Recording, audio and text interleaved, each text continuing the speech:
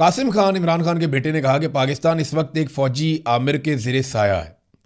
آزادی اظہار اور احتجاج کی ہر آواز کو دبانے کے لیے مظاہرین کے ساتھ سخت اور ظالمانہ سلوک کیا جا رہا ہے۔ یہ عمران خان کو جڑ سے مٹا دینا چاہتے ہیں۔ 1992 کے ورلڈ کپ کی فتح کی سالگرہ پر انہوں نے تصاویر جاری کی، لیکن انہوں نے عمران خان کی ورلڈ کپ اٹھانے والی تصویر جاری نہیں کی۔ یہ عمران خان کا چہرہ بلر کر دیتے ہیں، یہ ایریڈیکیٹ کر رہے ہیں، جو کہ ناممکن ہے کیونکہ 95% عوام عمران خان کے ساتھ کھڑی ہے۔ حکومت نے گزشتہ چند برسوں کے دوران ہونے والے ہر قسم کے احتجاج کے خلاف انتہائی سخت رویہ اختیار کیا ہے، کیونکہ یہ ایک فوجی آمریت ہے۔ اس لیے انہیں کسی بھی قسم کی آزاد آواز یا احتجاج کو دبانے کے لیے اپنی طاقت استعمال کرنے میں کوئی ہچکچاہٹ نہیں ہے۔ انہوں نے ہر ممکن طریقہ اختیار کیا۔ بعض اوقات ان لوگوں کو بھی یرغمال بنایا گیا جو اس نظام کے خلاف آواز اٹھاتے ہیں۔ مجھے امید ہے کہ یہ لوگ کسی حد تک اثر ڈالنے میں کامیاب ہوں گے۔ ایک سوال ان سے کیا گیا کہ عمران خان شاید پاکستانی ریاست کی تاریخ کے سب سے مشہور پاکستانی ہیں، کیا آپ کو کرکٹ کی دنیا، کھیلوں کی دنیا یا سیاسی دنیا سے کوئی حمایت مل رہی ہے؟ تو اس پہ عمران خان صاحب کے بیٹے نے بڑا تفصیلی جواب دیا۔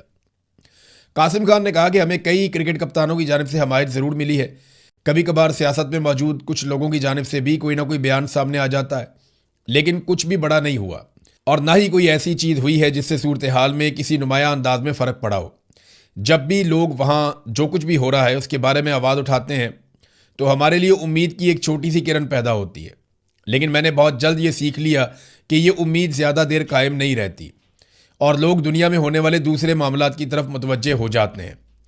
حقیقتاً اس کے لیے کسی کی جانب سے بڑے اور مؤثر اقدام کی ضرورت ہے، لیکن میں ٹرمپ جیسے لوگوں کی طرف دیکھوں گا جن کے ساتھ ہمارے والد کے اچھے تعلقات تھے۔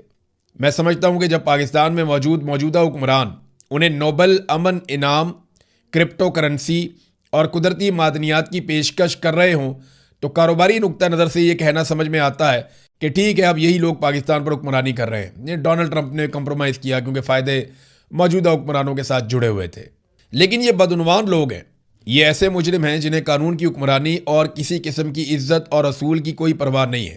یہ اپنے معاہدوں کی پاسداری بھی اس طرح نہیں کریں گے جیسے ہمارے والد کرتے تھے۔ میں یہ بات ذاتی نقطۂ نظر سے نہیں کہہ رہا، بلکہ اس لیے کہہ رہا ہوں کہ عمران خان ایک ایسے شخص ہیں جو قانون کی حکمرانی، جمہوریت اور منصفانہ معاملات پر یقین رکھتے ہیں۔ پھر قاسم خان نے اپنے بارے میں کہا، انہوں نے کہا جی میں آج جتنا پریشان ہوں اس سے پہلے کبھی اتنا پریشان نہیں ہوا۔ عمران خان سے 5 مہینے میں جب آخری مرتبہ ہماری گفتگو ہوئی تو وہ اپنے علاج اور دیگر قیدیوں کے علاج کے حوالے سے کافی پریشان تھے۔ ان جیلوں میں قیدی ہیپاٹائٹس کی وجہ سے مر رہے ہیں۔ عمران خان کی آنکھ کا علاج نہ کروانا پرفیکٹ مثال ہے۔ عمران خان کو 3 مہینوں تک تکلیف رہی لیکن کسی نے توجہ نہیں دی۔ جب ہماری عمران خان صاحب سے بات ہوئی تو وہ کافی بے چین تھے۔